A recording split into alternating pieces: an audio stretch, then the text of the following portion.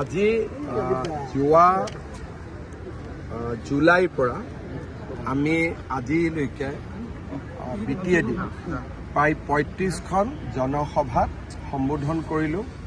আমাৰ কাৰ্যকৰ্তাসকলৰ লগতো কথা পাতিলোঁ। আমাৰ এটা ধাৰণা হ'ল যে কিমান চিটত ইলেকশ্যন উঠিব লাগে, কিমানত উঠিব নালাগে। অহা 30 তাৰিখে বা 31 তাৰিখে বিজেপিয়ে প্ৰাৰ্থী তালিকা ঘোষণা কৰিব।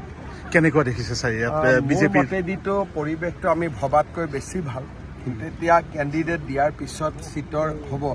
কিন্তু আমি ৰাইজৰ যিমান ছাপৰ্ট পাম বুলি ভাবিছিলোঁ তাতকৈ বহুত বেছি আমি ছাপৰ্ট পাইছোঁ। বেলেগ দলসমূহে জিলা মহকুমাত যিমান মানুহ হয়, আমাৰ একোটা পৰিষদীয় সমষ্টিত সিমান ৰাইজ আহিছে আৰু ৰাইজে আমাৰ গোটেই কথাখিনি মনোযোগেৰে শুনিছে। এটা ধাৰণা কৰিব পাৰি যে ৰাইজে এইবাৰ নিশ্চিতভাৱে বিজেপিক ভোটদান কৰিব।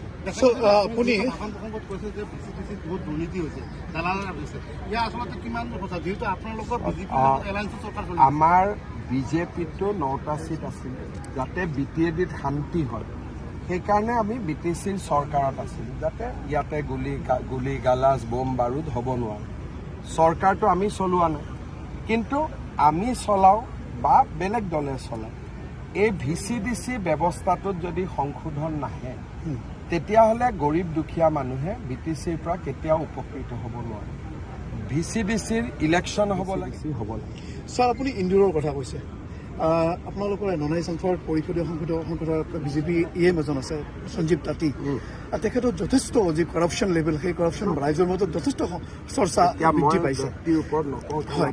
দলীয়ভাৱে কিবা ব্যৱস্থা গ্ৰহণ কৰিব বা ইলেকশ্যনত কিবা। আপুনি আছে পৰ্বত জৰাত, তেওঁ আছে ননৈ চেৰফাঙত। আপোনাক কোনোবাই মোবাইলত কথাটো পঠাই দিছে, আপুনি মোক সুধিছে, কিন্তু তাতে মই যোৱাৰ দিনাখনতো ৰাইজে মোক একো কোৱা নাই। মইতো তাতে BTADৰ আটাইতকৈ ডাঙৰ সভা যি 5খন হৈছে, তাৰ ভিতৰত ননৈ চেৰফাঙৰ সভাত আটাইতকৈ বেছি মানুহ হৈছে। তাতেতো ৰাইজে সঞ্জীৱ তাঁতী জিন্দাবাদেই দি আছে। অজিত ভূঞা ডাঙৰীয়া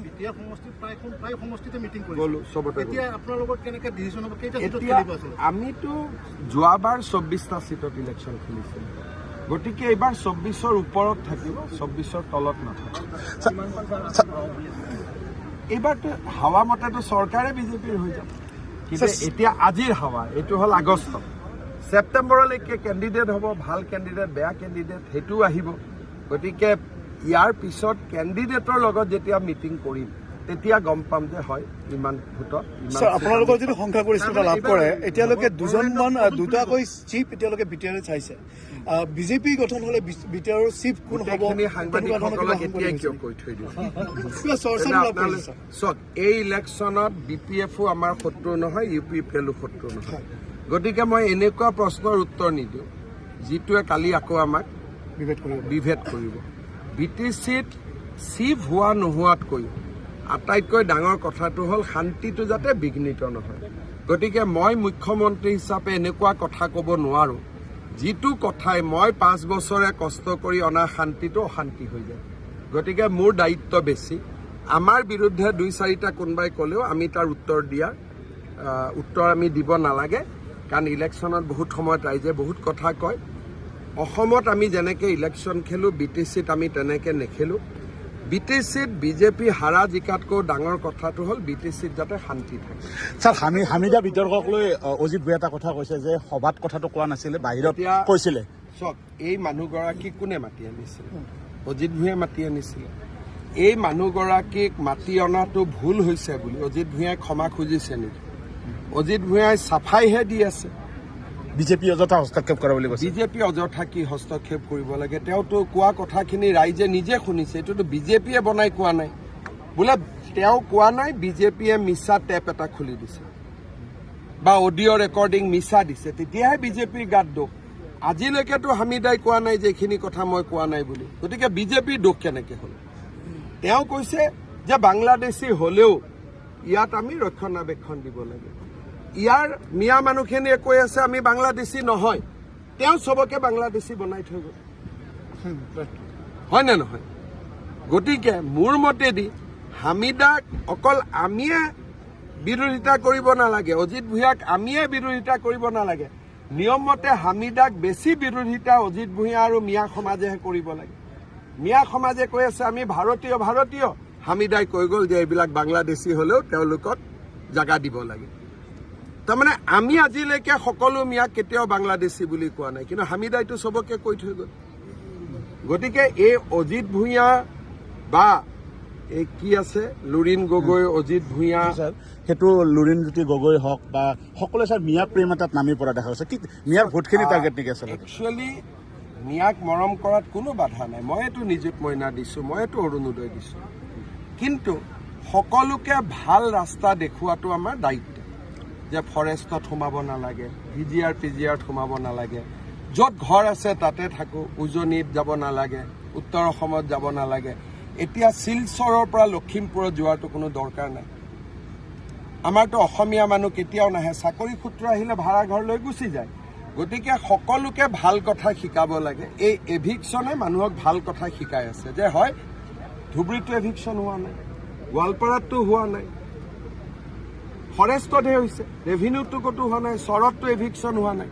কোনোবা চৰত এভিকশ্যন হৈছে নেকি? কিন্তু ফৰেষ্টত যে আমি সোমাব নালাগে সেইটো চবেই শিকিব লাগে।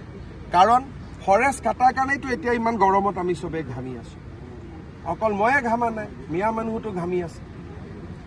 সেইকাৰণে আজি দীঘিলী পুখুৰীত এডাল গছ কাটিলে মানুহে হুলস্থুল লগায়, কিন্তু হাজাৰ হাজাৰ বিঘা ফৰেষ্টত গছ কাটি দিছে, কোনেও হুলস্থুল নকৰে।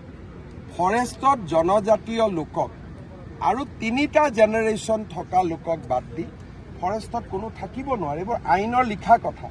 এই আইনখন কোনে বনাইছিল? কংগ্ৰেছে বনাইছিল। গতিকে আমাৰ কথাটো ভাল কথা। আমাক যোনে ভাল ভাবি ল'ব তাৰ ভাল হ'ব। যোনে আমাৰ কথা নুশুনি অজিত ভূঞা, লুৰিণ গগৈ, পৰেশ মালাকা, হীৰেণ গোহাঁই ঘোঁৰাত উঠিব, তাৰ এক্সিডেণ্ট হ'ব। স্যাৰ আপুনি কৈছিলে স্যাৰ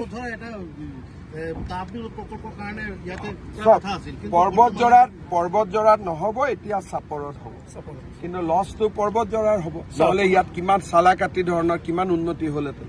স্যাৰ আপুনি এটা ষ্টেটমেণ্টত এটা গুৰুত্বপূৰ্ণ কথা কৈছে যে নামনি অসম আৰু মধ্য অসমত বচাব নোৱাৰিলো। ইয়াত তাৎপৰ্য কি স্যাৰ? এতিয়া আপুনি ছেটটো কোন স্যাৰ? ছেটটো জনগাঁথনিৰ পৰিৱৰ্তন। ৭২ চনৰ ভোটাৰ লিষ্টখন লওক আৰু আজিৰখন লওক, ইমান ক খ এটা মোক সুধিব লাগে নে? ৭২ চনৰ বিলাচীপাৰা টাউনখন কেনেকুৱা আছিল, আজি কেনেকুৱা আছে? ধুবুৰীখন কেনেকুৱা আছিল, আজি কেনেকুৱা আছে? ইয়াৰ প্ৰতিকাৰ কি হ'ব? ইয়াৰ প্ৰতিকাৰ যিটো কৰি আছো ন, লাহে লাহে শ্ল' পয়জন দি আছো, হৈ থাকিব। লাহে লাহে মেডিচিন পৰিব, পয়জন পৰিব, সাৰ পৰিব, বিষ পৰিব, ঘাঁহ পৰিব, চব লাহে লাহে লাহে লাহে ঠিক হ'ব। আৰু যিসকল স্থায়ী মানুহ সঁচাসঁচি ৭১ চনৰ আগত আহিছে, তেওঁলোকৰ লগতো আমাৰ কোনো শত্ৰুতা নাই। ৭১ চনৰ আগত যিসকল আহিছে তাকতো অসমীয়াই আদৰিয়ে লৈছে। গতিকে আমাক বেয়া পাবলগীয়া কি আছে? আমিতো কোৰ্টতে এফিডেভিট দিছোঁ যে ৭১ চনৰ আগত অহাখিনি ভাৰতীয়। আমিতো কাকো বেয়া ভবা নাই। কিন্তু যিবিলাক যোৱাকালিও ২৬ জন আহিছে, আমি খেদিছোঁ।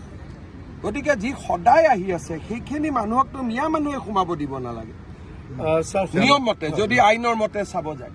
কাৰণ ৭১ৰ আগৰখিনিৰ লগত কাজিয়া নাই, ৭১ৰ পিছৰবিলাক কিয় আনে?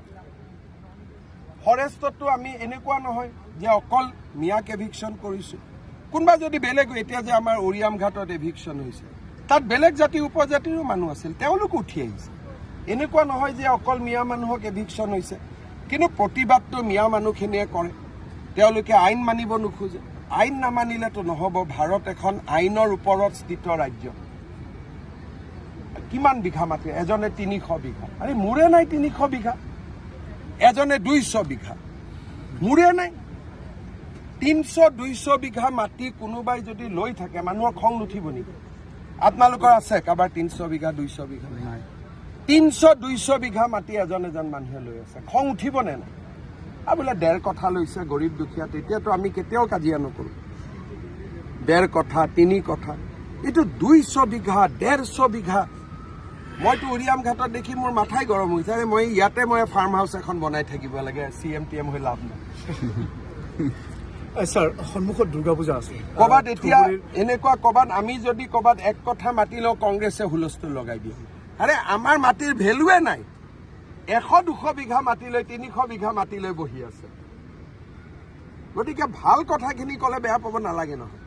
ছাৰ, সন্মুখত দুৰ্গা পূজা, আপুনি ধুবুৰীত যি সময়ত উত্তপ্ত আছিলে সেই সময়তে গৈছিলে, আৰু কিছুদিন আগতে জামায়াতে ইছলামী যি গ্ৰুপ, এতিয়া সেই গ্ৰুপৰ অলপ মোৰ তৎপৰতা মতেদি দেখা গৈছে ছাৰ। ধুবুৰীত কোনো উৎপাত নাই, ধুবুৰীত একো গণ্ডগোল নহয়। দুৰ্গা পূজাৰ সময়তো শ্বুট এণ্ড চাইট অৰ্ডাৰ থাকিব, আমি অৰ্ডাৰ উইথড্ৰ কৰা নাই, চলি আছে। গতিকে ধুবুৰীত গণ্ডগোল কৰিলে বিপদ আছে।